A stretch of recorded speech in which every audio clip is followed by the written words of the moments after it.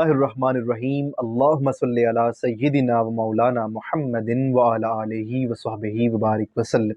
अस्सलामु अलैकुम।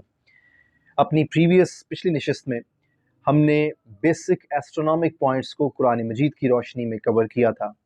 अब इस दूसरी नशिस्त में इस्लाम एंड मॉडर्न साइंसेस के उन्वान से हम मेडिकल साइंसेस के इम्पॉर्टेंट पॉइंट्स को कुरान और सुन्नत की रोशनी में कवर करेंगे।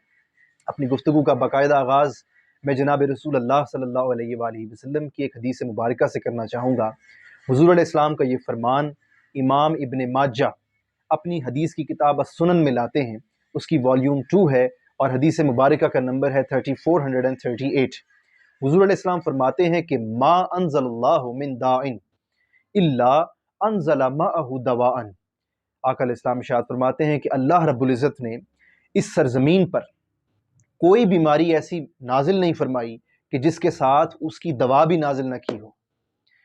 सो कुर्बान जाइए हुज़ूर अलैहिस्सलाम के इस फरमान पर कि हुज़ूर अलैहिस्सलाम हमें तरगीब दे रहे हैं और मोटिवेट फरमा रहे हैं कि कोई भी बीमारी उसे नाकाबिल इलाज मत समझो, बल्कि हर बीमारी के साथ अल्लाह ताला की बारगाह से शिफा का भी नुज़ूल होता है। बस ये हम इंसानों पर है कि हम उस बीमारी के इलाज को कब और कैसे डिस्कवर करते हैं। सो हमें डिस्कवरी के लिए हुज़ूर अलैहिस्सलाम मोटिवेट फरमा रहे हैं। इसके बाद मैं इबादत जो हैं दीन इस्लाम की बुनियादी इबादत, उनमें सबसे अहम इबादत नमाज पर गुफ्तगू करना चाहूँगा।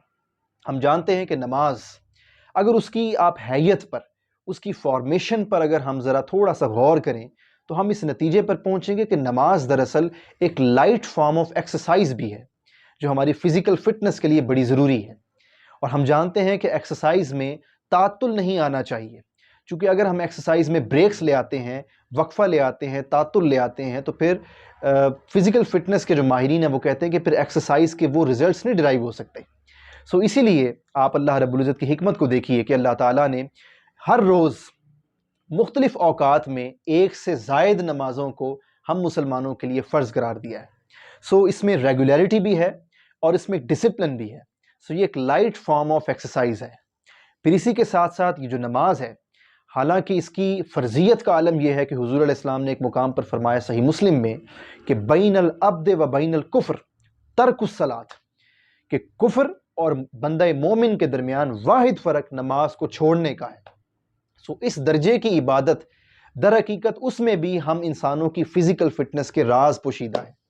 वो इस तरह कि आज की मेडिकल साइंसेस की रोशनी में ये जो नमाज है, ये हमारी इंसानी बॉडी में, ह्यूमन बॉडी में कोलेस्ट्रॉल लेवल को मेंटेन रखने का निहायत आसान ज़रिया भी है।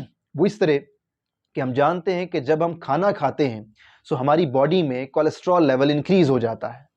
सो अल्लाह रब्बुल इज़्ज़त ने नमाज़ों में जो रकात रखी हैं, जो रकात की तरतीब और तादाद मुकर्रर फरमाई है, आप ज़रा उसकी हिकमत पर गौर कीजिए।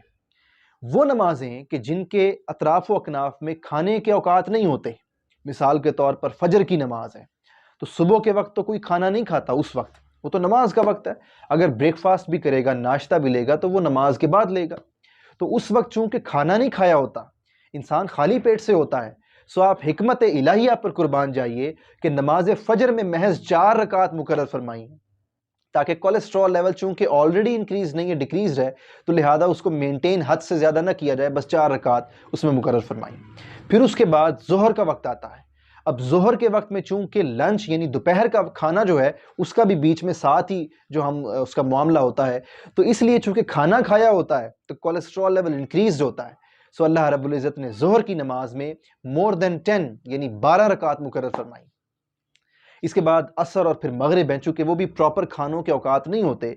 और फिर जब लास्ट में इशा की बारी आती है तो चूँकि रात का खाना होता है और डिनर के बाद चूँकि कोई एक्सरसाइज हम नॉर्मली करते नहीं, फिर सोना होता है, तो चूँकि और कोई एक्टिविटी नहीं होती और एक्टिविटीज़ कम होती हैं, तो कोलेस्ट्रॉल लेवल को हद से ज़्यादा मेंटेन करने की ज़रूरत होती है। इसीलिए इशा की नमाज में अल्लाह रब्बुल इज़्ज़त ने तमाम नमाज़ों से ज़्यादा रकात यानी 17 रकात मुकर्रर फरमाई। सो ये तो नमाजों की रकात की तादाद के पीछे हिकमत है। अब आ जाइए आप अगले नुक्ता पर कि अल्लाह रब्बुल इज़्ज़त ने और हुज़ूर अलैहिस्सलाम ने हम इंसानों की सेहत के लिए किस कदर हिकमत बरे राज वो हम तक मुंतकिल किए हैं। हुज़ूर अलैहिस्सलाम एक मौका पर इरशाद फरमाते हैं, सही बुखारी उसकी वॉल्यूम 5 में حدیث مبارکہ کا نمبر آتا ہے 5078۔ حضور علیہ السلام فرماتے ہیں کہ المسلم یاکل فی ماء واحد، کہ مسلمان کافر کے مقابلے میں کم کھاتا ہے۔ آج کی سائنس اس نتیجے پر پہنچی ہے کہ انسان کی جو ہارٹ ڈیزیزز ہیں اور جو سٹمک ڈیزیزز ہیں، بلکہ زیادہ تر جو بیماریاں ہیں وہ زیادہ کھانے کی وجہ سے لگتی ہیں، یعنی بسیار خوری، زیادہ کھانا، وہ در حقیقت ہیومن ڈیزیزز کا سبب بنتا ہے۔ تو حضور علیہ السلام ہمیں ترغیب دے رہے ہیں کہ مسلمان کافر کے مقابلے میں کم کھاتا ہے۔ پھر ایک اور مقام پر ارشاد فرمایا، مسند الفردوس میں حدیث آتی ہے، امام دیلمی محدث روایت کرتے ہیں، حضور علیہ السلام نے فرمایا کہ زیادہ کھانے والے سے بچو، اس سے دوستی مت کرو، اس کے ساتھ زیادہ وقت مت گزارو۔ صحابہ کرام حیران ہو گئے، یا رسول اللہ وائے، آخر وجہ کیا ہے؟ حضور علیہ السلام نے فرمایا زیادہ کھانے والے سے اللہ ناخوش ہوتا ہے، اللہ زیادہ کھانے والے کو پسند نہیں کرتا، سو ہمیں منع کیا کہ اس سے بچو۔ اب آپ یہاں سے اندازہ لگائیے کہ کس قدر ممانعت فرمائی گئی ہے بحیثیت مسلمان کہ ہم زیادہ کھانا مت کھائیں، بلکہ اپنی ڈائٹ میں بیلنسڈ اپروچ اپنائیں، اعتدال رکھیں اور میانہ روی رکھیں۔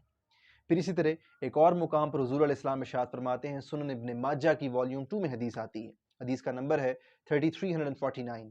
حضور علیہ السلام فرماتے ہیں کہ یہ جو انسان کا معدہ ہوتا ہے، ہیومن سٹمک، یہ سٹمک 3 حصوں میں تقسیم ہے۔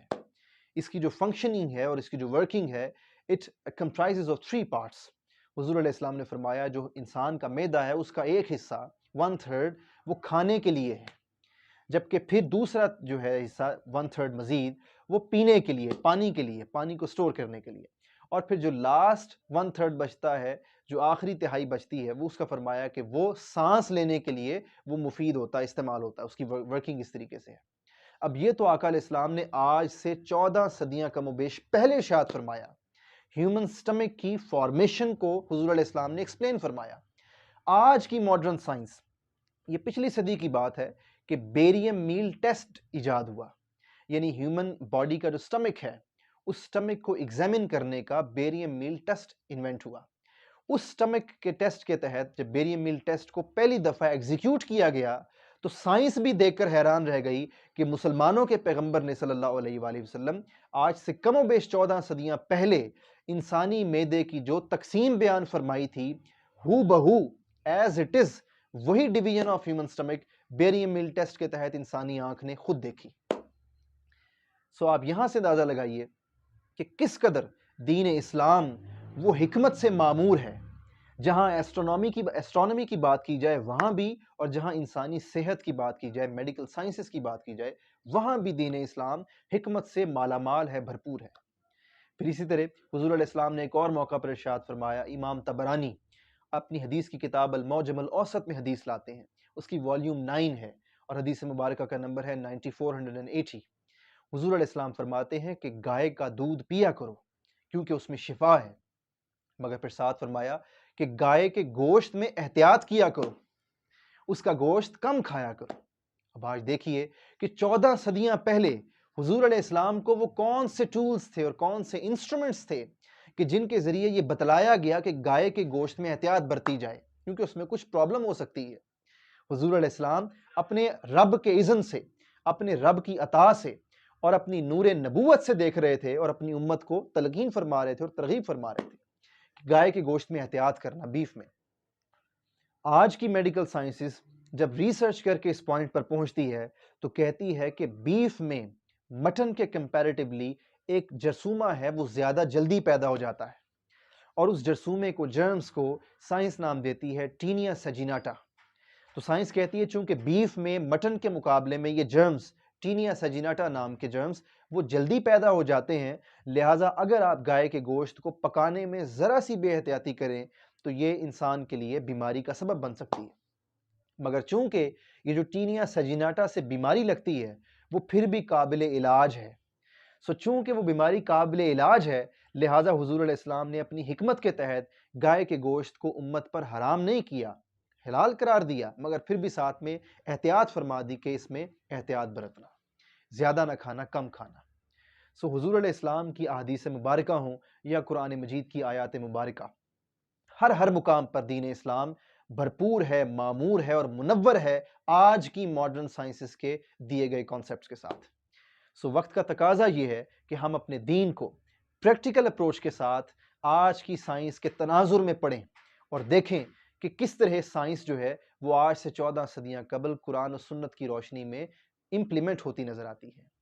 سو اس دوسری نشست کو ہم یہیں پر وائنڈ اپ کرتے ہیں۔ انشاءاللہ العزیز اگلی اور آخری نشست میں ہم اکنامک سائنسز کو قرآن و سنت کی روشنی میں کور کریں گے۔ والسلام علیکم۔